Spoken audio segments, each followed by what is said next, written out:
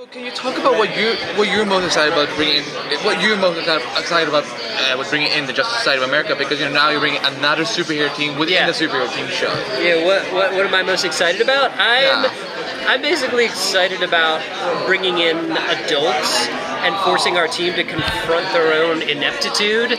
Like, I think it's really just a hilarious idea of our guys who fancy themselves heroes meeting actual heroes. It would be like me going and being in like Vince Gilligan's or David Chase's writing room, and I'm like, yeah, I'm a showrunner, run a show, and then all of a sudden you're like, oh god, there's like a whole other level of dude out there, and like for our guys, they're like, yeah, we're superheroes, and then they meet like golden age superheroes, and they're like, oh my god, we are so slapdash, and we're just like the shittiest heroes that have ever existed. And I sort of like the different ways our guys react to that. Like Ray Palmer would be like, you know what? We should try to be more like them. And Nick Rory's like, screw those guys, they're uptight. And everybody, it's just a really cool juxtaposition of it's generations clashing. It's like you getting to meet your grandparents, and your grandparents are like, you think you had it hard? Like, you guys are a bunch of babies, a bunch of crybabies. Like, I don't want to hear about your 21st century problems. Like, we had Hitler to deal with, and our guys are like, oh, yeah, that's pretty good. Like, we had Vandal Savage, but So we tried to get out of everybody else who we're going to see from the Justice Society. Yeah, are we allowed to tell you? Well, they said they're saving it for the panel, but they didn't say you couldn't talk about villains. Yes. Can you maybe talk a little bit about some of the villains we'll see coming Oh, up? I know for a fact I can't talk about villains, because that's going to be the big announcement, but the fact that you use the plural word, I think, is, a story, because, we had this monolithic bad guy, Vandal Savage, and, last year we had a team of superheroes, so our way of, you have to have your bad guys be sort of commensurate to your heroes, so we made them immortal, and et cetera, et cetera. And it's like, you almost put too much badassery into one guy, because, if he's immortal, and we're trying to kill him, and you have 16 episodes, you're going to fail 15 times, so the audience kind of catches on to that.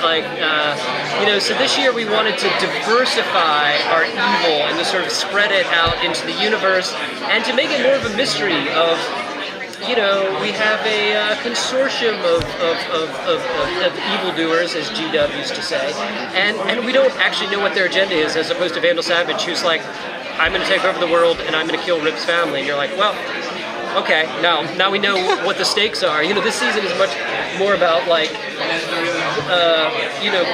the layers off the onion and trying to figure out who our villains are and how their partnership functions or just doesn't function, and it's just fun. It's just it gives our team a chance to not have to worry about saving the world every moment of every episode, which means that they could do what they do best, which is just snark and fight and fuck up and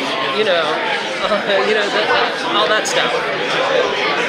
And knowing that there's going to be a crossover event coming up in the fall, can you tease anything about how that's going to work out and what we're going to be kind of seeing a little bit with the other teams? It's almost like these first 6 episodes have been a chapter unto themselves. Next week we're going to dive into our mini camp, which brings together the showrunners of all the shows that are crossing over. So for me to sort of talk about that is totally talking out of turn, because that's going to be our big creative summit.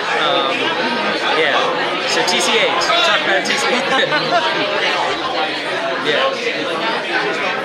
Now, as a huge Tomorrow fan, might we see some Tomorrow alums on the show this season? See some what? Some more? Some Tomorrow actors on Legacy bringing them into the DC universe. I just saw Peyton. She's got her frequency, and Luke Mitchell was on a short list. I would love to have. Robbie. Time travel. Time travel. You could go back and pick him up. For sure. There's going to be no shortage of interesting guest stars this season, though, regardless. Cool. All right, nice. Thank you so much. All right, of course,